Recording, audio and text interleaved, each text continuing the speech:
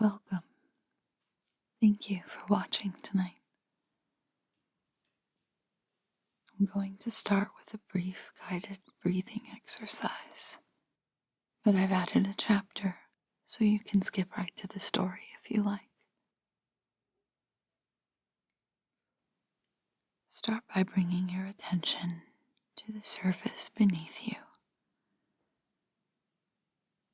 paying attention to where your body touches the chair or your bed, the ground beneath you.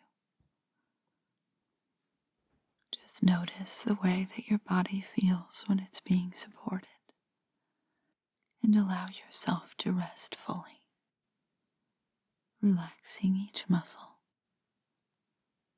wherever you find tension. Now take a very slow, deep breath in through your nose, pulling the breath all the way down into your stomach, and hold. Then release it all the way out, and with the breath let go of all of the day's worries and allow yourself to completely relax. Take one more slow, deep breath in, and then release it all, allowing your shoulders to drop down and back, and closing your eyes if that feels comfortable to you.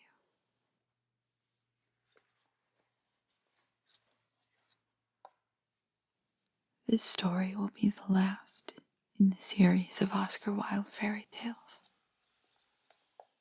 It's called The Nightingale and the Rose. She said that she would dance with me if I brought her red roses, cried the young student. But in all my garden there is no red rose. From her nest in the holm oak, the nightingale heard him, and she looked out through the leaves and wondered. No red rose in all my garden, he cried, and his beautiful eyes filled with tears. Oh, on what little things does happiness depend? I have read all that the wise men have written, and all the secrets of philosophy are mine. Yet for want of a red rose is my life made wretched. Here at last is a true lover, said the nightingale. Night after night have I sung of him, though I knew him not. Night after night have I told his story to the stars, and now I see him. His hair is dark as the hyacinth blossom, and his lips are red as the rose of his desire. But passion has made his face like pale ivory, and sorrow has set her seal upon his brow. The prince gives a ball tomorrow night, murmured the young student, and my love will be of the company. If I bring her a red rose, she will dance with me till dawn. If I bring her a red rose, I shall hold her in my arms, and she will lean her head upon my shoulder, and her hand will be clasped in mine. But there is no red rose in my garden, so I shall sit lonely, and she will pass me by. She will have no heed of me, and my heart will break.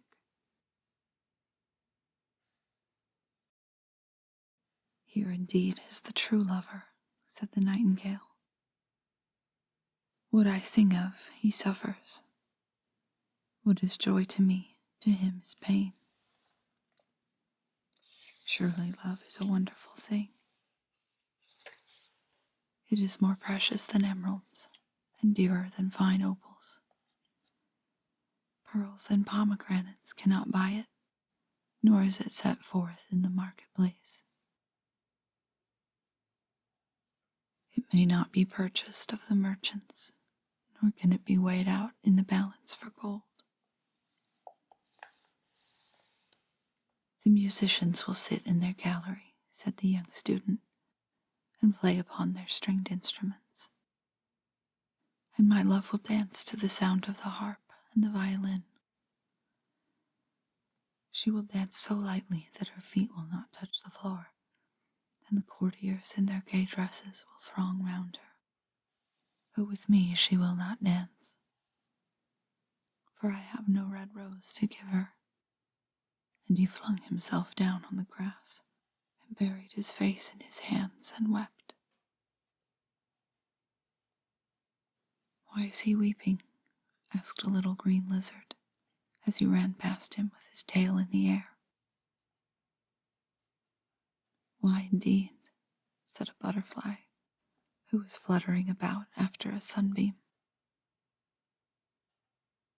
Why indeed, whispered a daisy to his neighbor in a soft, low voice. He is weeping for a red rose, said the nightingale. For a red rose, they cried. How very ridiculous. And the little lizard, who was something of a cynic, laughed outright. But the nightingale understood the secret of the student's sorrow, and she sat silent in the oak tree and thought about the mystery of love. Suddenly, she spread her brown wings for flight and soared into the air. She passed through the grove like a shadow, and like a shadow she sailed across the garden.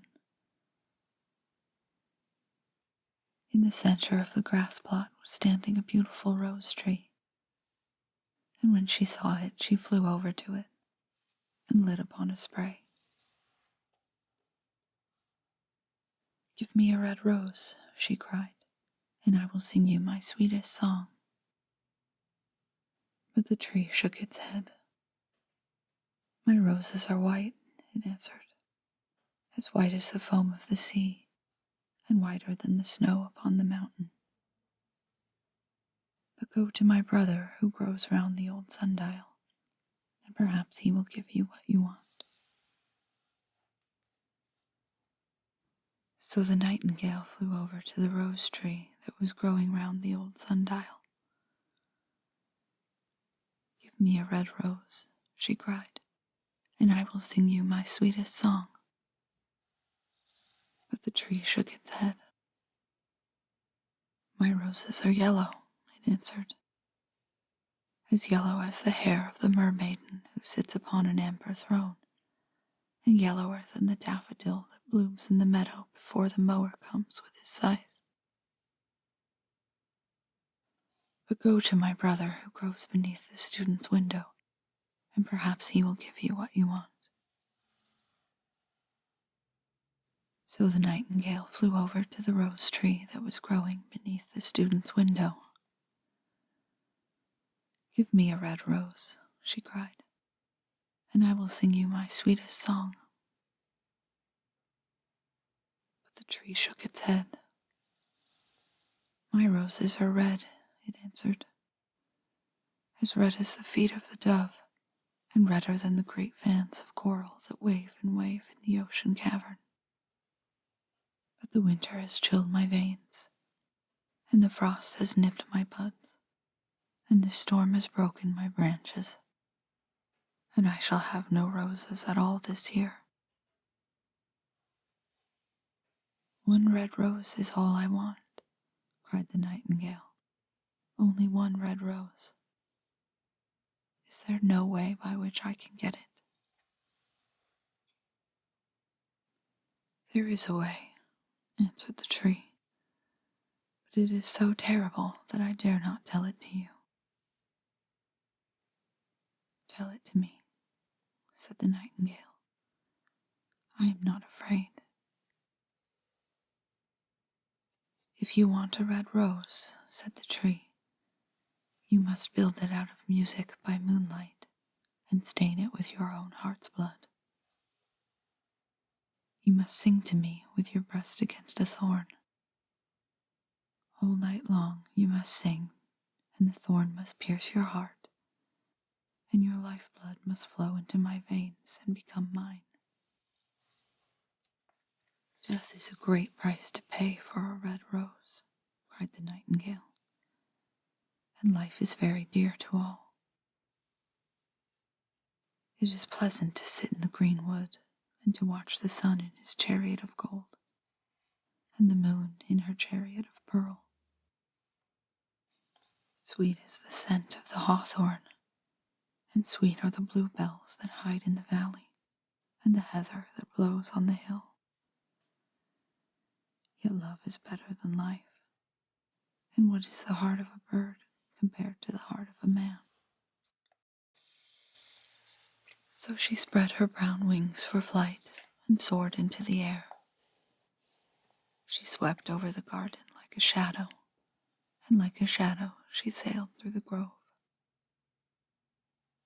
The young student was still lying on the grass where she'd left him, and the tears were not yet dry in his beautiful eyes. "Be happy," cried the nightingale. "Be happy. You shall have your red rose. I will build it out of music by moonlight and stain it with my own heart's blood. All that I ask of you in return is that you will be a true lover, for love is wiser than philosophy, though she is wise, and mightier than power, though he is mighty. Flame-colored are his wings, and colored like flame is his body. His lips are sweet as honey, and his breath is like frankincense." The student looked up from the grass and listened, but he could not understand what the nightingale was saying to him, for he only knew the things that are written down in books. But the oak tree understood, and felt sad, for he was very fond of the little nightingale who had built her nest in his branches. "Sing me one last song," he whispered. "I shall feel very lonely when you are gone." So the nightingale sang to the oak tree, and her voice was like water bubbling from a silver jar. When she had finished her song, the student got up and pulled a notebook and a lead pencil out of his pocket. "She has form," he said to himself as he walked away through the grove. "That cannot be denied to her, but has she got feeling? I'm afraid not. In fact, she is like most artists. She is all style without any sincerity. She would not sacrifice herself for others. She thinks merely of music, and everybody knows that the arts are selfish. Still, it must be admitted that she has some beautiful notes in her voice.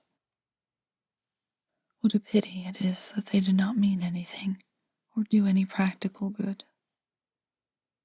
And he went into his room and laid down on his little pallet bed and began to think of his love. After a time, he fell asleep. And when the moon shone in the heavens, the nightingale flew to the rose tree and set her breast against the thorn. All night long she sang with her breast against the thorn, and the cold crystal moon leaned down and listened.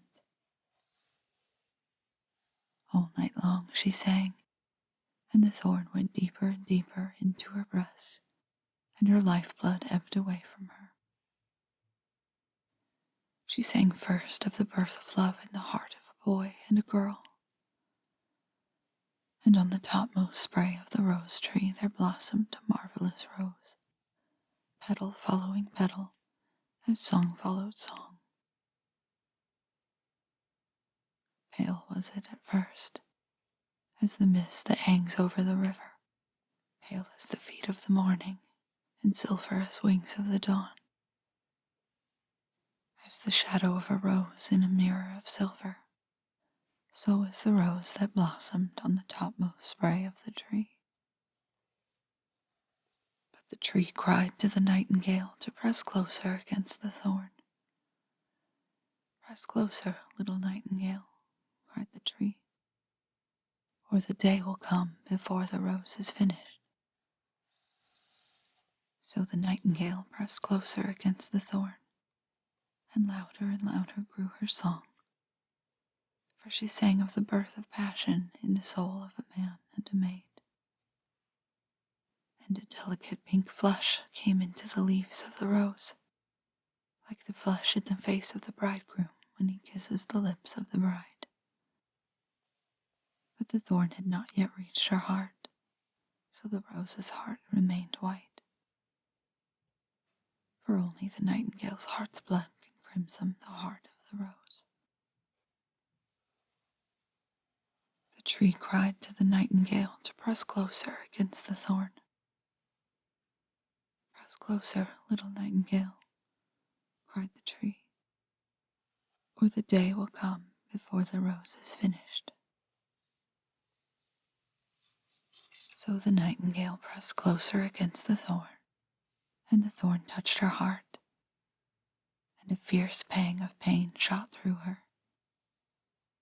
Bitter, bitter was the pain, and wilder grew her song, for she sang of the love that is perfected by death, of the love that dies not in the tomb. And the marvelous rose became crimson, like the rose of the eastern sky. Crimson was the girdle of petals, and crimson as a ruby was the heart. But the nightingale's voice grew fainter, and her little wings began to beat, and a film came over her eyes. Fainter and fainter grew her song, and she felt something choking her in her throat. Then she gave one last burst of music. The white moon heard it and forgot the dawn, and lingered on in the sky. The red rose heard it, and it trembled all over with ecstasy, and opened its petals to the cold morning air. Echo bore it to her purple cavern in the hills, and woke the sleeping shepherds from their dreams. It floated through the reeds of the river, and they carried its message out to the sea. "Look, look," cried the tree. "The rose is finished now." But the nightingale made no answer, for she was lying dead in the long grass with the thorn in her heart. And at noon the student opened his window and looked out. "Why, what a wonderful piece of luck," he cried. "Here is a red rose. I have never seen any rose like it in all my life. It's so beautiful that I'm sure it has a long Latin name." And he leaned down and plucked it. Then he put on his hat and ran up to the professor's house with the rose in his hand. The daughter of the professor was sitting in the doorway, winding blue silk on a reel, and her little dog was lying at her feet. "You said that you would dance with me if I brought you a red rose," cried the student. "Here is the reddest rose in all the world. You will wear it tonight next to your heart, and as we dance together, it will tell you how I love you." But the girl frowned. "I am afraid it will not go with my dress," she answered. "And besides, the chamberlain's nephew has sent me some real jewels, and everybody knows that jewels cost far more than roses." "Well, upon my word, you are very ungrateful," said the student angrily, and he threw the rose into the street, where it fell in the gutter and a cartwheel went over it. "Ungrateful," said the girl. "I tell you what, you're very rude. And after all, who are you?" "Only a student." "Why, I don't believe you even have silver buckles to your shoes, as the Chamberlain's nephew has. And she got up from her chair and went into the house. What a silly thing love is, said the student as he walked away. It is not half as useful as logic, for it does not prove anything, and it is always telling one of things that are not going to happen, and making one believe things that are not true. In fact, it is quite unpractical. And as in this day and age to be practical is everything, I shall go back to philosophy and study metaphysics. So he returned to his room and pulled out a great dusty book and began to read.